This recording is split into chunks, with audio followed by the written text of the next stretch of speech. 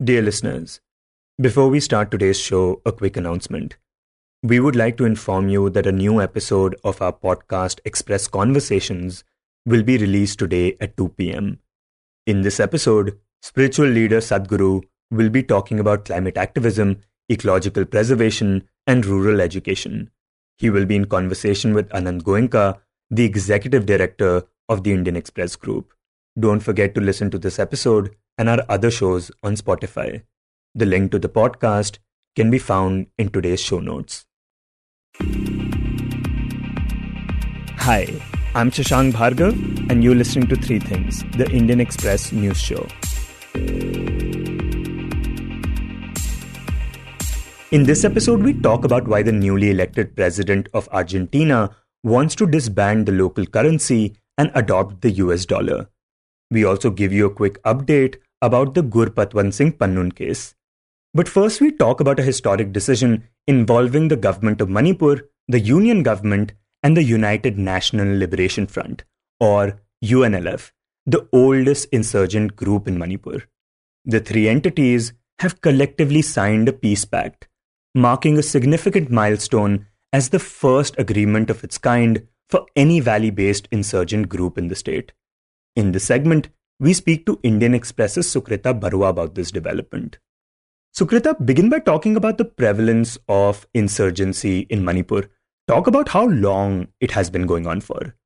So Manipur's history of insurgency is extremely long, and we're talking about insurgency groups from different communities. So we talk about India's oldest insurgency being the Naga insurgency, which began in the 1950s. And as we know, Manipur has three major communities, right? Three major ethnic groups, which are the Meiteis, the Nagas, and the Kuki-Zomis. So the Naga insurgency has affected the Naga-dominated parts of Manipur. In fact, one of the tallest leaders of the Naga insurgency currently, who is Muiwa, he's a Tangkhul Naga who is from Manipur. So that is the oldest insurgency in the country, and that has affected Manipur as well. And in 1964, the UNLF was formed, which is the group which has signed the peace agreement, right? And it's the oldest Meitei insurgency group, the oldest valley-based insurgency group. And their demand has been secession from India, because Manipur was a princely state and a merger agreement had been signed, after which it became a part of India. And that very merger agreement is deeply contested and opposed. And the UNLF was the first valley-based insurgent group which came up against this. And over the years, there have been many more Meitei insurgency groups which are formed. And along with secession from India, another major push from these groups has also been to counter the workings and the push by the Naga insurgency, because this is a contested space.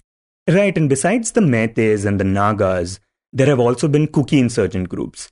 Talk about them a bit and how they came about.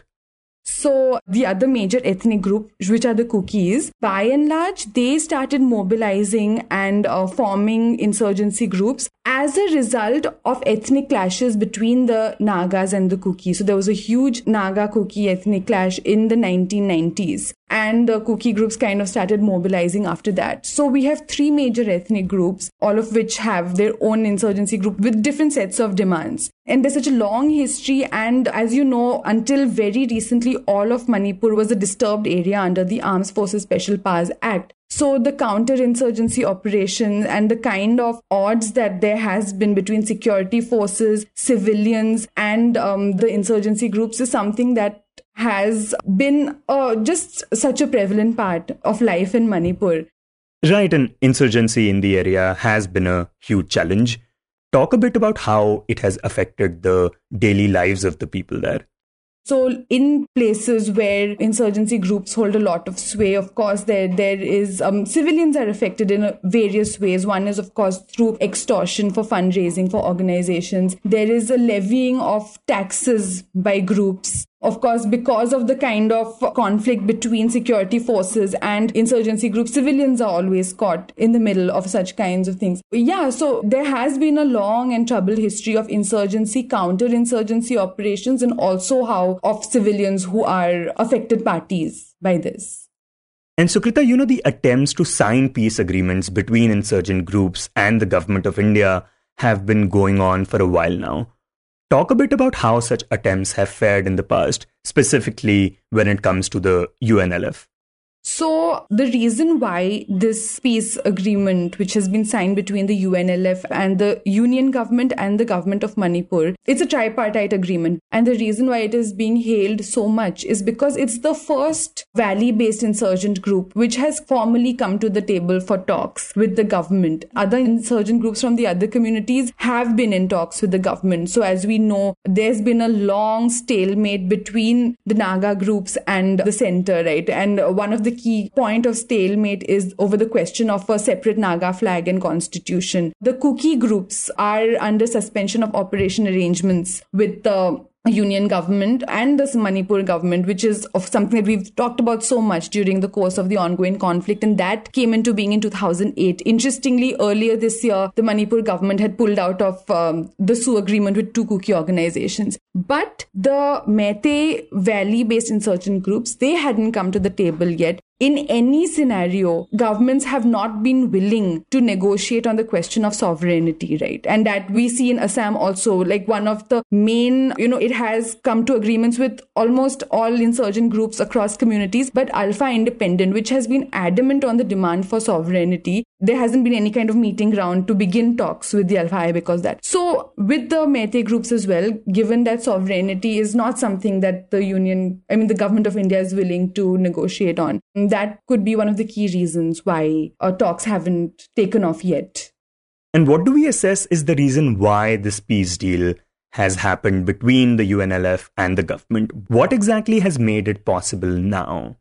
So the murmurs, the kind of inputs we are getting is that the negotiations to begin talks is something that had started quite a few years back, and that it goes back to 2020. In fact, according to some inputs, a peace agreement was supposed to be signed sometime around May itself. But then the ethnic violence broke out and that kind of got delayed. One thing that has been happening, there are a bunch of factors, of course, that would be at play. Right now, Meitei Valley-based insurgent groups are under some amount of pressure also because of the conflict which is taking place in Myanmar right now. So, given that these groups are banned groups, including UNLF, it's a proscribed group, it's banned under the UAPA. And because of counterinsurgency operations, they have been pushed to Myanmar and they've been operating out of bases and training camps there. And they have been able to operate there freely with the implicit support of the military junta there, because these groups are used as a kind of buffer, or they're used against the pro-democracy forces in Myanmar. So now we're seeing a huge pro-democracy uprising happening and the junta is under immense pressure. So these groups are also facing fire there. So that's one thing that's happening. Later we will know how much of a role that this plays into groups coming to the table. But that's something that's happening. And like I said, the talks have been happening for a few years now. At least the talks to begin talks. And do we know anything about the terms of this peace pact? Do we know what exactly the UNLF is expected to do now? So the terms of the agreement are not known. They have not been made public. But according to inputs received by reporters in our bureau, it's largely a suspension of operations agreement under which both sides, the UNLF and Indian security forces, will not attack the other. So once those ground rules are set, camps will be designated and the cadres of UNLF will be in those camps. And following that, a kind of settlement, a kind of political settlement will, work towards that will begin. And Sukrita, do we think that this peace deal could affect the government's negotiations with other insurgency groups in the region? So one thing we need to note is that the peace agreement which has been signed with a faction of the UNLF. So the UNLF actually has two factions, and it has been signed with the Pambay faction, which was the chairman of UNLF, and there was the kind of split between him and the rest of the central committee. So this is his faction of the UNLF, and he is more pro-talks. The other faction is still staying away from talks, and as we know, the UNLF is the oldest insurgency group. It has also historically been the most powerful. But there are 6 other big valley-based insurgent groups which are proscribed, which are banned by the Indian government. And so far, they have all stayed away from talks. So what the Union Ministry of Home Affairs has done is expressed hope that with this group coming to the table, this might open the door for the rest to start considering entering into peace talks.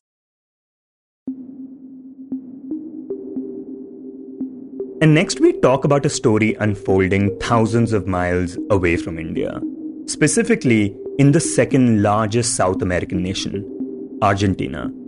Earlier this month, the country elected a far-right populist and an anti-establishment politician as its new president.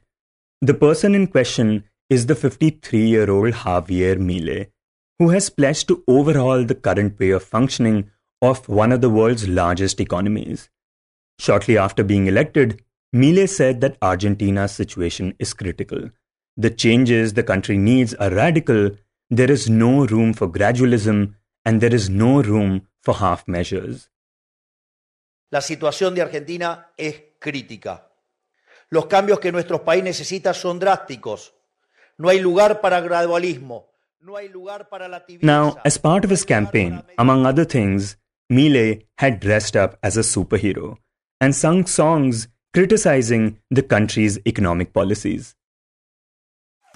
Gastar, y gastar, y gastar, y gastar, esa es nuestra regla fiscal. Y si los ingresos no aguantarán más, iremos al banco. During his rallies, he posed with chainsaws, urged for extreme privatization, and proposed to abolish 11 out of the 19 government departments.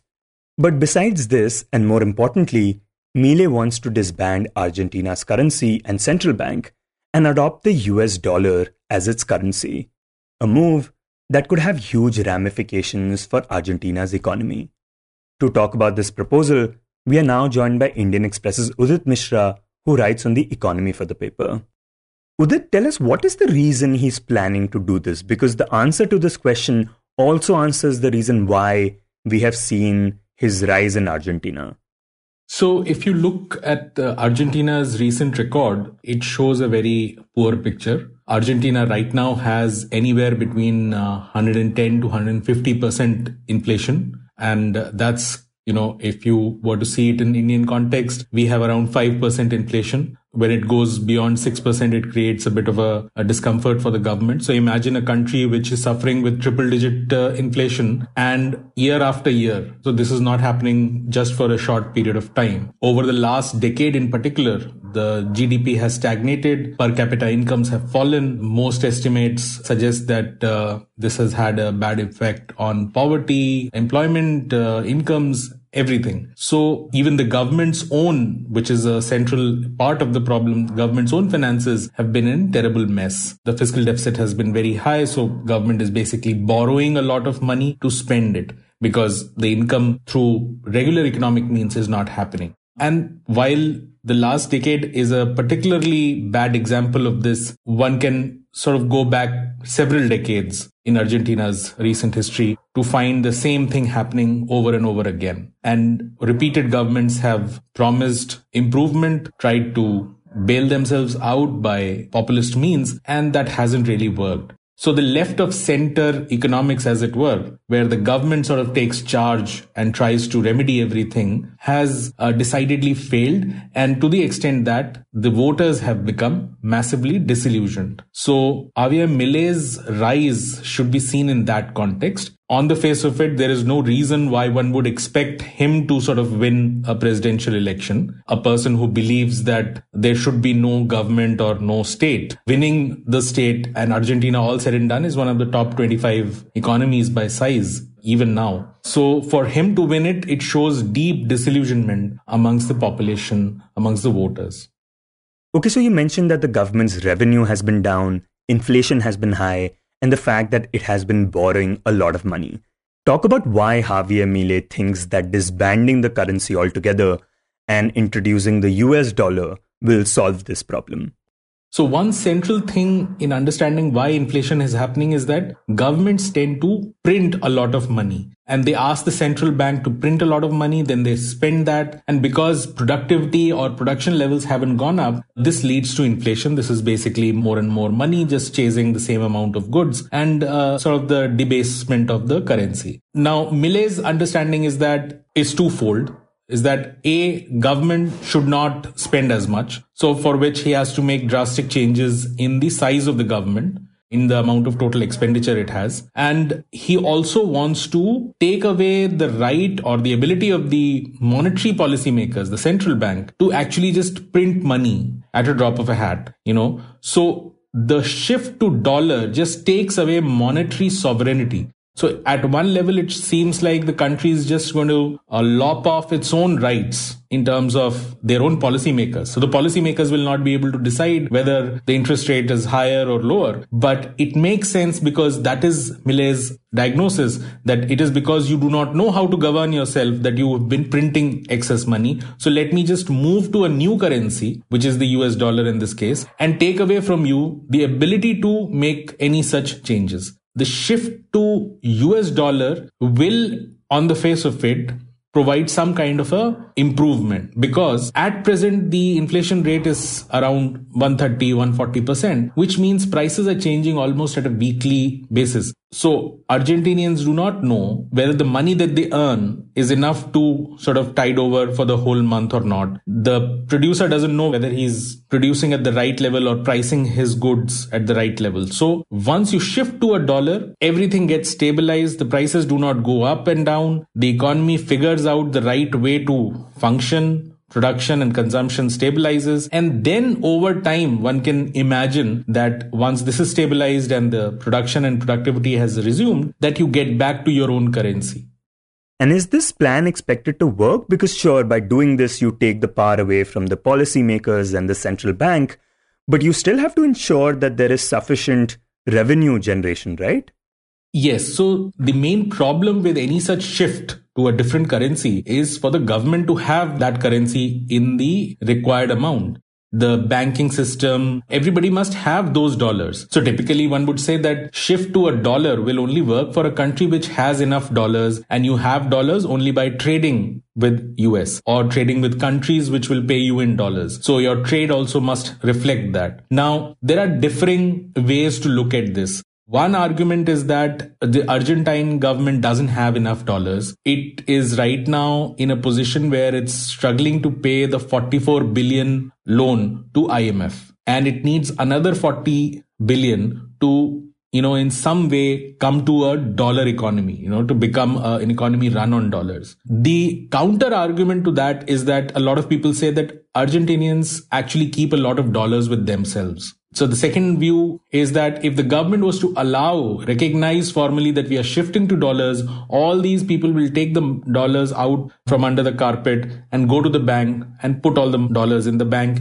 Then the banking system will have the dollars and you can slowly go back to a economy which is just run on dollars. So one is a liquidity issue of whether you have enough dollars in the economy or not. When you say that you will become an economy which will only run on dollars, you need to have enough dollars. So that needs to be seen whether that will happen or not.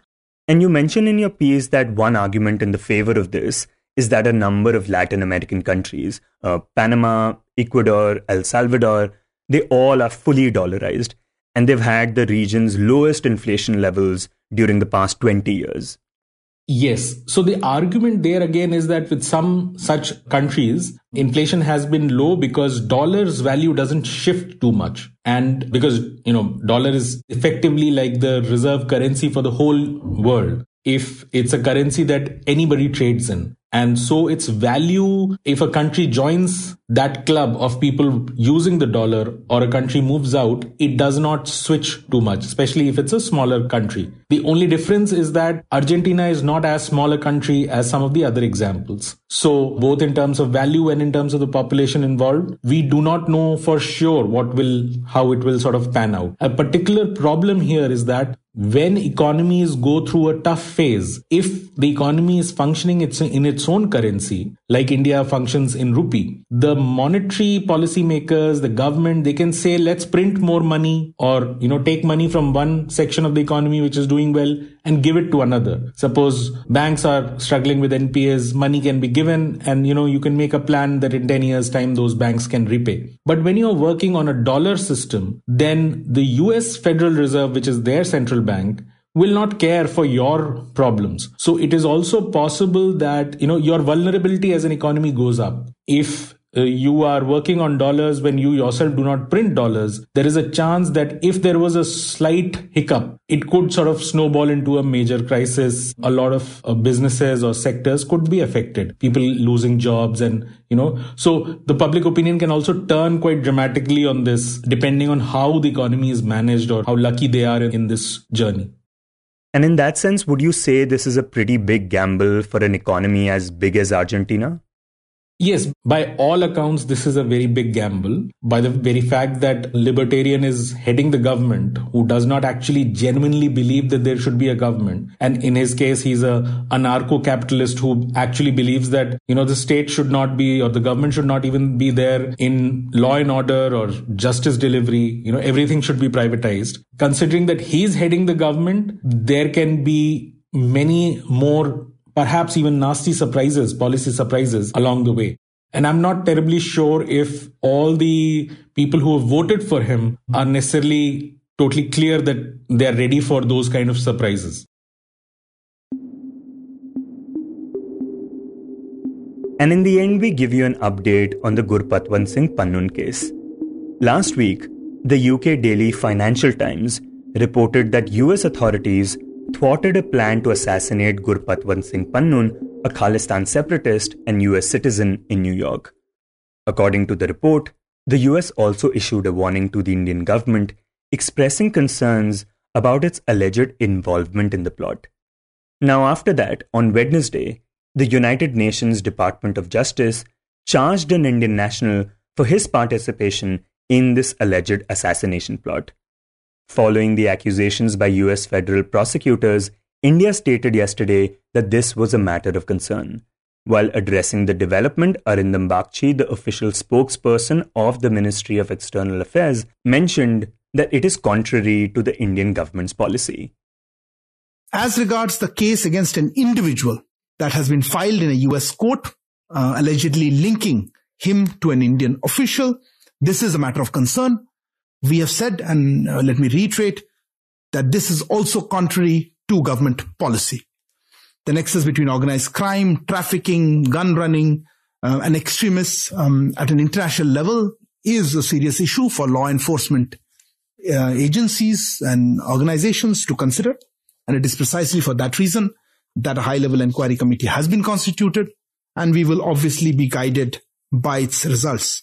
I've seen a series of questions that you've asked. This alleged assassination plot reportedly involved an Indian intelligence official, an Indian citizen, and two individuals, a source and a hitman, who turned out to be undercover US officers.